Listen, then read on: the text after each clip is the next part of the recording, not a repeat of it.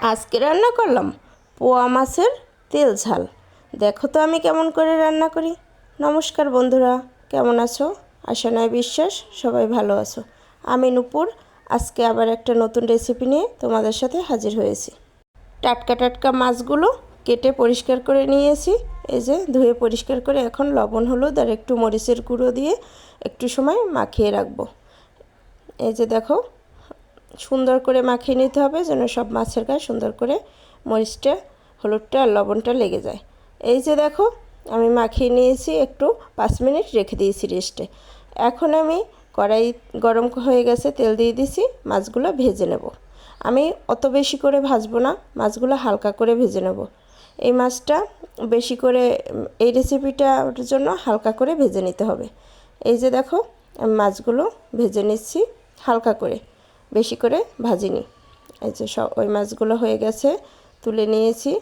এখন এই মাছগুলো বাকিগুলো এই যে উল্টে দিয়েছি, হয়ে গেছে। এই যে দেখো, আমি তুলে নিয়েছি সব মাছগুলো একসাথে। ওই তেলেই আমি জিরা ফোড়ন দিয়ে দিলাম, আর এখন দিয়ে দেবো পেঁয়াজ। একটু বেশি করেই পেঁয়াজ লাগবে এই রেসিপিটার জন্য। এটা একটু তেল ঝাল তো, একটু মাখা মাখা হবে, তার জন্য একটু বেশি করে পেঁয়াজ নিয়ে নিয়েছি।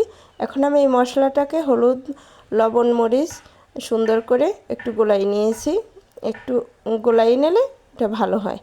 এই যে আমি এখন এর ভিতর দিয়ে দিয়েছি, সুন্দর করে কষাতে হবে মশলাটা। তুমি যত বেশি করে কষাবে আমার এই মাছের রেসিপিটা অত বেশি স্বাদ হবে। এই যে দেখো, মশলাটাকে অনেক সুন্দর করে কষিয়ে নিয়েছি। এই দেখো, একেবারে ভালো করে কষিয়ে নিয়েছি, উপরে তেলটা ভেসে উঠেছে মশলার। দেখো কত সুন্দর করে কষিয়ে নিয়েছি, দেখেছো? অনেক বেশি করে কষিয়ে নিলে এই মাছের স্বাদটা অনেক ভালো হয়, কারণ মাছটা দেওয়ার পর অত বেশি জাল লাগে না। মশলাটাতেই আগে থাকতে খুব সুন্দর করে কষিয়ে নিতে হবে। মশলা যত কষাবে তুমি, অত স্বাদ হবে তোমার রেসিপির, যে কোনো রেসিপির। তাই আমি এই মশলাটাকে একটু একটু অল্প অল্প জল দিয়ে একটু অনেকক্ষণ ধরে কষিয়ে নিচ্ছি। দেখো কালারটা কত সুন্দর এসেছে, তাই না? এখন আমি গরম জল দিয়ে দিয়েছি আগে থাকতে ঝোলের জন্য। এই জলটা গরম করে রেখেছিলাম। এই যে দেখো, ঝোলটা ফুটে উঠেছে। এখন আমি মাছগুলো এর ভিতর দিয়ে দেব। এই যে দেখো, একে একে সব মাছগুলো আমি এর ভিতর দিয়ে দেব।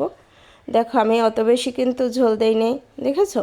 মানে এখন বেশি জাল দেয়া লাগবে না। এই মাছটা তো এমনিতেই নরম, তাই আরও হালকা ভেজে নিয়েছি, যার জন্য একটু আগে থাকতে ঝোলটাও ভালো করে ফুটে নিলে।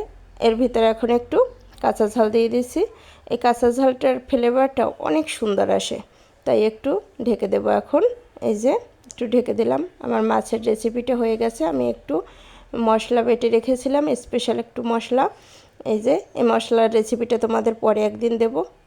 দেখো, যদি তোমাদের ভালো লাগে জানাবে, আর তোমরা যদি দেখতে চাও। হয়ে গেছে আমার এই যে পোয়া মাছের তেল ঝালের রেসিপিটা। দেখো তো কত সুন্দর হয়েছে। এটা দেখতে যেমন হয়েছে, খেতেও অনেক সুস্বাদু হয়েছে। এরকম করে রান্না করে অবশ্যই খেয়ে জানাবে। সবাই ভালো থাকবে, সুস্থ থাকবে।